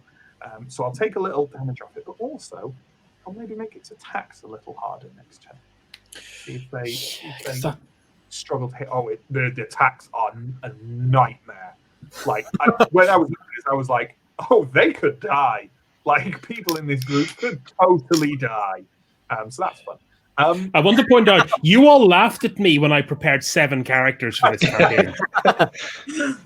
I didn't. Let's roll around to the beginning of the turn again. So it's Ascarai, I believe. I am desperately knocking another arrow and trying to shoot this thing again, hopefully with some more success. Absolutely. I would say, I think the damage is being done to its attacks rather than its defense. So it's still just at a defense of +2 against your roll. Okay. It means you're almost guaranteed to get it right. I do get it, yeah. Okay. Give me a damage roll, please. Okay. Oh, I got 9. A roll of 9. Yep. Okay. Those of you kind of fighting the creature, basically an arrow kind of flicks into existence through the creature's neck, and it gives a kind of choking, gargling wail, and is kind of reeling. It's definitely reeling. It's almost in danger of kind of crashing backwards on Balmello as he desperately tries to pull it down. It's still there and it's still fighting, but it doesn't look like it's long. Well, it looks like it wasn't meant for this world at all, but it doesn't look like it's long for this world. Who goes next? I believe it is Elf 1. Okay, the elf is going to take a double action and is basically like running. He's kind of flush with the group now. He's running straight for the abomination. He's got kind of a couple of long daggers out and is running straight for it. But he's used all his actions on that movement. Next, who got next? Me. Ephenea, go for it. Alright, I'm gonna roll a hit, which hopefully will, because again it's 17 or less. So, yeah, 5. So I hit, and I will roll my 3 dice. Because I'm not okay with the amount of damage this thing did to me. So, some garble rolls, let me tell you. So with my 3 dice, I got 8. Which isn't awful. What if I told you that was exactly enough? What if I told you that? You, as the thing's off balance, you kind of step to one side and have enough sort of awareness left in the fury that you've sunk into to take one moment to kind of swing your axe back at just the right moment, swing it round, and its throat erupts in a spray of blighted gore. It seems life immediately leaves its body. It takes a couple of steps back. Balmello kind of desperately drops his hand axe and dives off to one side, and it crashes on its back into the rushing stream, which is now far more kind of fast because of all this snowfall.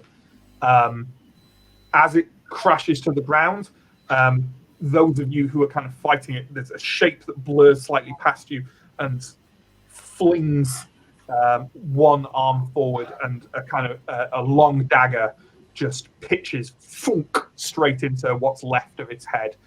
You think it was already dead, but clearly the elf wanted to make absolutely sure. Double tap. Always double tap.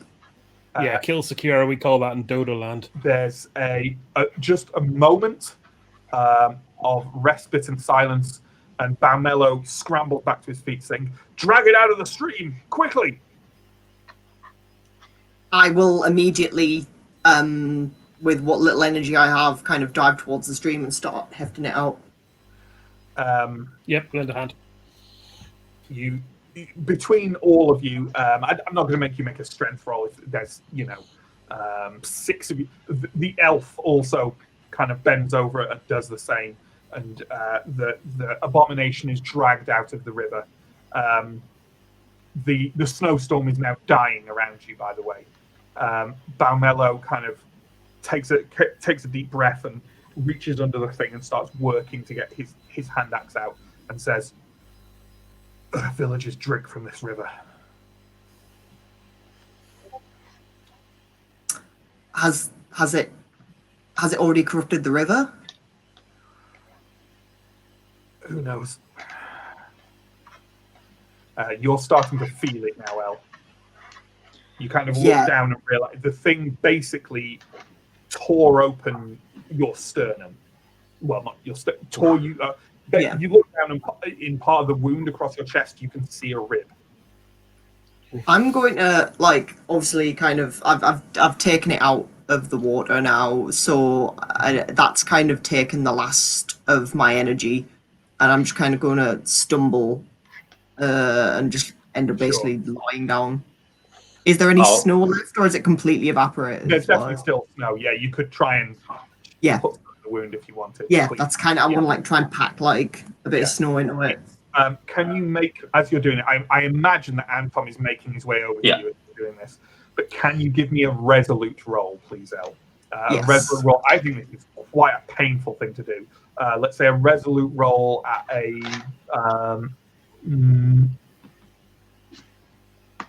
a -2. Sorry. Okay. -+ thing is starting to melt my brain. No, my resolute's 10. I rolled a 9. Okay. Yeah, you kind of pick it up and put the first handful there, and then kind of, however you choose to express pain. You swear, you can shriek, you can bellow. However, I absolutely bellow a lot of swear words. Sure. Anton? Yeah. Okay. So I'm gonna do Medicus, and I need to roll against my cunning there. Sure.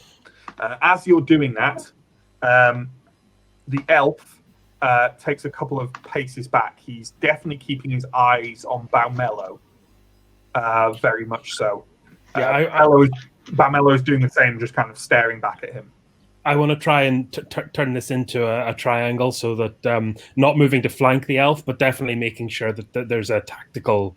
I still have not acknowledged that he is not a threat. Sure.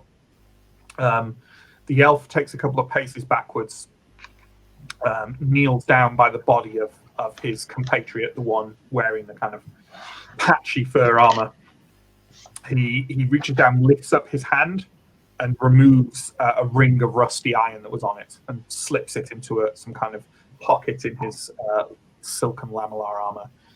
He takes another couple of steps backwards, shoulders his bow, and says, "I hope you have all learned something."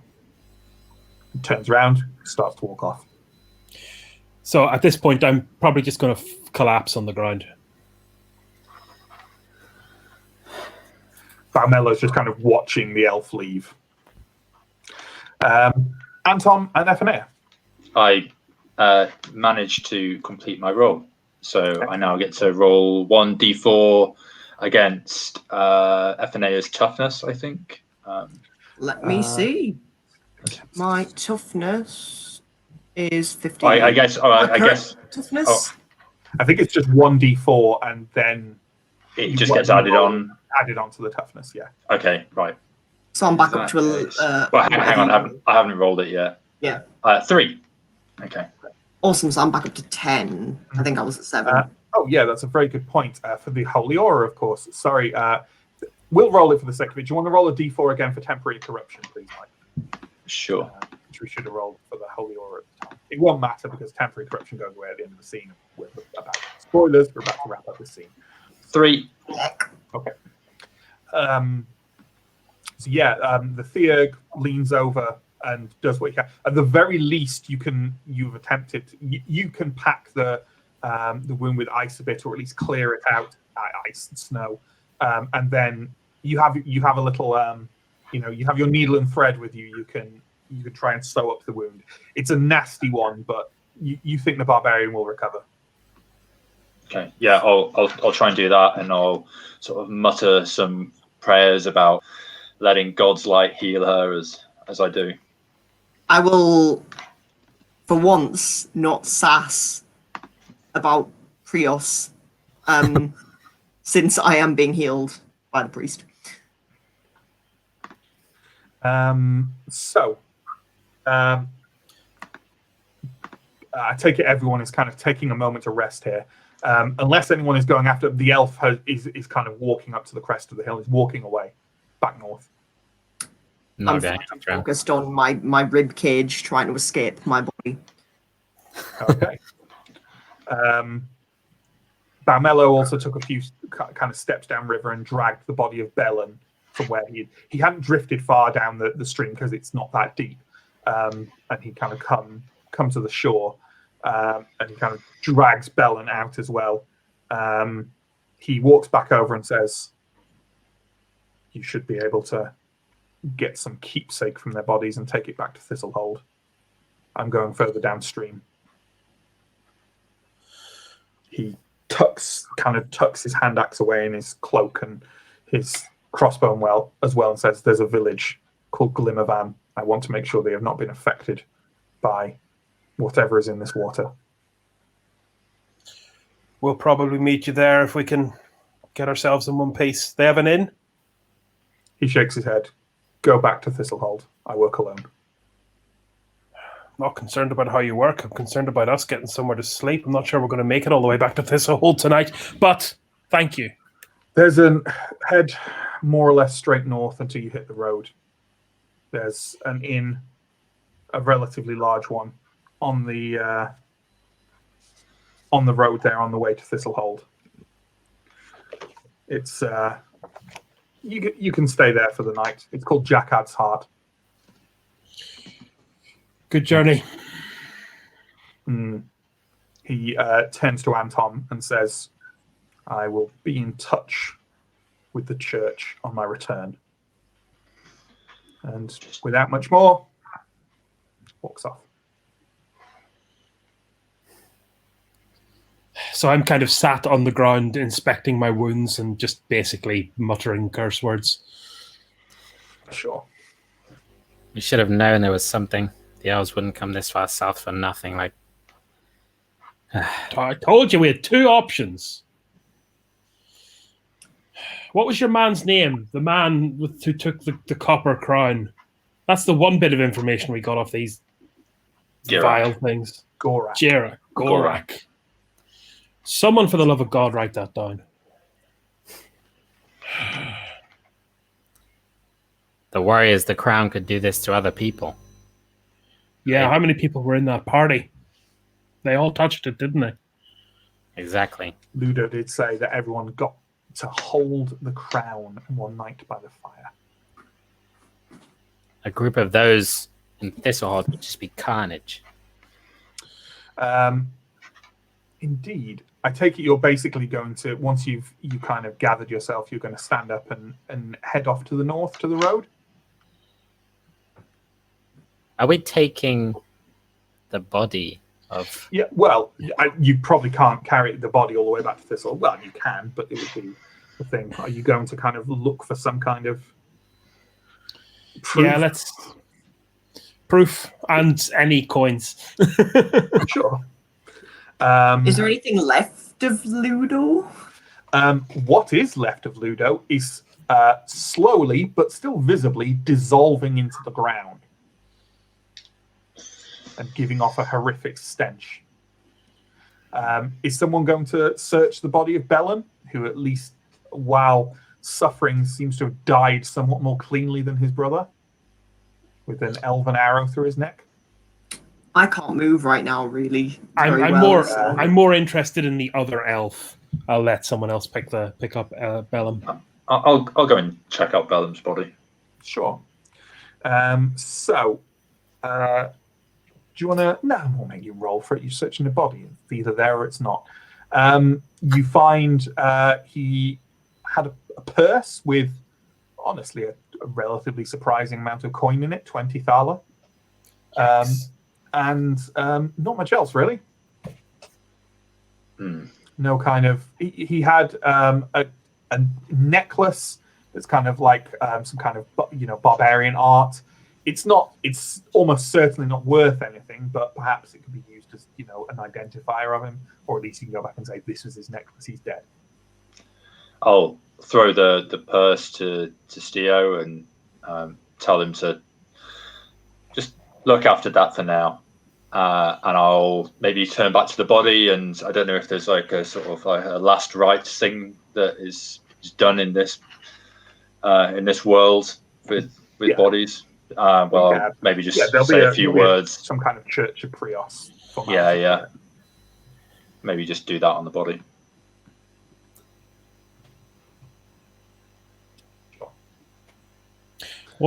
Anything on this elf I can find? Nothing. Pocket. Just the clothes he was wearing, and the other elf took the ring that he was wearing, a rusty iron ring. Nothing. So I suppose we make like the 4 dwarves and head off to the inn. I would like to scout around if there are any arrows that are not broken, especially that funny smelling arrow if I can find it.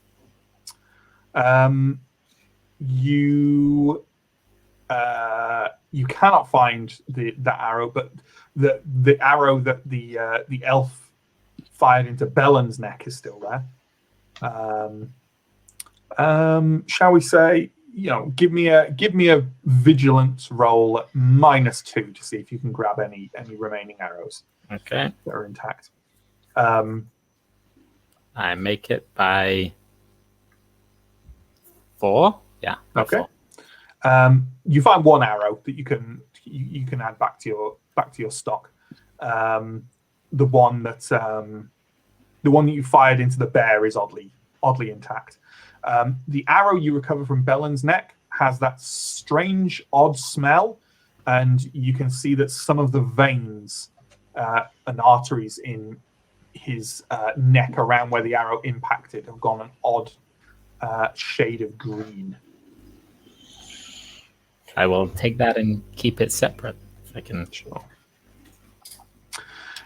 Okay, and with that, I'm going to assume that you're kind of packing up anything and heading north, trying to hit that road, trying to get to this inn called Jackad's Heart before nightfall. Does that sound pretty much on the money? All right. Yeah. That seems like a relatively good place to wrap up the session. We're a little early, but otherwise we'd have a kind of anticlimactic. You arrive at an inn. Nice. To exit on. So we'll wrap up there. If anyone has any questions or comments in the chat, pop them in there, and John will drag them out and put them up for us to talk about. They could be about anything, but specifically, if you've got any notions on whether we should use this rule module or not, then whack them in there. In the meantime, while John is having a look, and if people are putting anything in there, what do the players think of adopting that little rule module that essentially adds criticals and fumbles to the game? I mean, it didn't really seem to affect us that much this game. So I'm happy to introduce it because it didn't seem to skew it one way or the other. I did notice someone in Twitch chat saying they were going to keep stats on the 1s and 20s roll. I think it was Steve. Was it Steve? Honestly, I'm all for it because I'm a big fan of the mechanic in D&D land, and I do like the extra drama. I also like having kind of a bit of a twitch on the end of the curve for successes and failures. Sure. I think it just adds a bit more flavor to it, doesn't it? Like it gives you a bit more scope as the GM, Matt, to kind of add in some kind of cool extras or horrible extras if things go well or badly. So yeah, I'm all for it. Cool. I think I'd definitely like to have it in. I guess the downside in Symbaroum is that because it's so deadly, it just makes it so like that like random abomination crit is really gonna just like ruin your whole day. But I still think that's part of the system. Symbaroum is meant to be quite deadly, so I'd still be in favor of it. Yeah, sure. I agree. I'm all for it. But if we're all for it, then I guess if everyone in chat goes, this is the worst idea in the history of the world, then we might rethink ourselves. But it sounds like we'll be on to use that next week then. Did we have any thoughts on the kind of, you know what I said, I'm not sure how clear I made it, the kind of optional side thing of making them a bit rarer by having to like roll again once you've rolled a 1 or a 20? You see, that specific feature of D&D I remember about confirming criticals, I really hated. Because you've already won, and now you're being forced to check again. Tested. Yeah, being tested twice. I can see it. I can. Honestly, my only argument for that would be like if 1 in every 10 rolls is a fumble or a critical, they could lose their charm. But I'd also say that let's wait and see if that happens. And if that happens, maybe we can switch. There's no problem. We'll switch halfway through. I don't care. One thing I would like is the level when you roll a 20 or when you roll a 1, when you make a critical, it's more kind of the reward is almost allowing the GM to kind of level up the amount of drama in the resulting description. And I would say that Symbaroum is brutal, so I think it's an extra D6 based on the rules we have. I mean, that would kill pretty much. That I would nearly kill most of us right now. So maybe a different, slightly more triangular dice would be a better option if we're tweaking. Yeah, but I don't know. I was just spitballing. It's fun. Sure. Okay, well, that sounds like a general positive. Is there anything we've got in the chat as far as comments or questions go? If it's not, that's cool. Steel managed to get a crit, yes. And I think Elle also rolled a 1 on a defense. What was that? Defense roll. If she didn't do anything, that's the thing. According to it, it's just basically attack rolls, right? Or attack or defense rolls that count. Like, it's definitely not like just random rolls, I don't think. But then that was a defense roll, right? Yeah. Yes, it was. Yeah, it was. Yeah. So what would a critical on defense? It would have given Elle a free attack against it before. Okay, that's cool. So, yeah, I like that. Yeah. John suggested. Sorry. Go ahead. No. Yeah, John suggested a die upgrade, but that would be brutal. Because the problem is there might be a situation. First off, I'd be rolling a D20, and that's ridiculous. And the other thing is, what happens if I end up with a weapon that does a D20 damage? Do I roll a D100? The problem with dice is that they scale exponentially in their maximum values. So absolutely. We are like when we go into that as well. We're definitely getting into the realm of homebrew, which I'm not against. But let's explore all these like official modular options as we can. Any of our players who want to can feel free to hop off now, and I'll answer any or stay if you want. But I'll answer any questions. My parents are headed to bed, and their room is right next to mine, so I don't want them to hear my declared. Sure. So, all right. All right. See you, everyone. Next time. Catch you later. See you. Is there anything from chat, John? Anything there, or are we good to just that die upgrades clarification there, which is good to know. You can't roll more than a D12 on. Sure. Wouldn't add on the extra crit mitigation stuff like that problems. Keen on crits in general. Yes. Is there anything extra other than that? I think we've covered that now. Constructive crits. Best kind. You're muted, John. I gathered. So I'm coming on stream to explain this because there was a bit of conversation about the when Chris and Elle were fighting the bear, and Chris, they were already engaged, but Chris was going to move around to flank, and there was a question about it. There was a bit of a debate in chat about whether that counts as disengaging or just moving around. Some people seem to say, or seem to think, that the rules wouldn't count that as disengaging, but ultimately it's up to the GM and the situation. I definitely think it is, because ultimately, like, if you're engaged with something that's right in front of you, you can't just run round to the back of it and it just like carries on fighting the one person who's still in front of it. Like, I definitely would count that as a disengage. Someone pointed out that the quick reference guide, the quick guide on page 163 of the rulebook, does say a thing about moving around the enemy, but that does also say that the bypassed enemy does get a free attack, and the idea of that is to move around an enemy in order to attack an enemy behind that enemy. And I've said the word enemy too many times in a sentence. Yeah, it's okay. It's fine. I know what this is all about. You are disengaging because you're moving. Yeah. You are no longer engaged if you move, so you're disengaging. I'm not saying I am 100% right, and that's exactly what the writers intended, but unless I see some very convincing, and it not only has to be convincing in that it's official, it also has to convince me that it sounds right. Yeah, sure. Explanation otherwise, I think we're going with that because it just doesn't sound right to me. Yeah, I think the general feeling on chat was, nah, whatever you want. No problem. Okay, cool. Well, we'll wrap it up there then, folks. Catch us on our social media. We're Telling Tales RP on Twitter and on Instagram. You may already be watching this on the VODs on the YouTubes, but if you're not, our YouTube link is down somewhere in the about and links section of our Twitch channel. Thank you for watching. We hope we'll see you again next week. It will be every Wednesday, 8 o'clock, for the foreseeable future. Yeah. Thanks, everybody. Thanks, the players. Thanks, John. And good night. Bye-bye. Bye. Bye.